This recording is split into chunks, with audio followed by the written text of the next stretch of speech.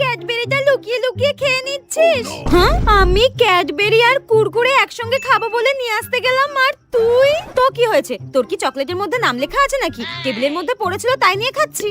দাঁড়া, তোকে আমি মজা দেখাচ্ছি। ঠিক আছে, খা, কোনো ব্যাপার না। দাঁড়া, আমি তোর জন্য একটা জিনিস নিয়ে আসছি, তুই খা, তুই খা।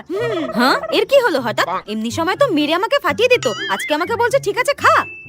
এই নে, দুধ আর ক্যাডবেরিটা একসঙ্গে খা, দেখবি মোটা হয়ে যাবি। এই নে, খা। হ্যাঁ, তুই আমাকে দুধ এনে দিচ্ছিস যাতে আমি খেয়ে মোটা হই? বাবা, যাই হোক, দিচ্ছিস যখন খাই। গলাটা কেমন চুলকাচ্ছে। এটা কিসের দুধ রে বোন? খেয়ে কেমন গলাটা চুলকাচ্ছে।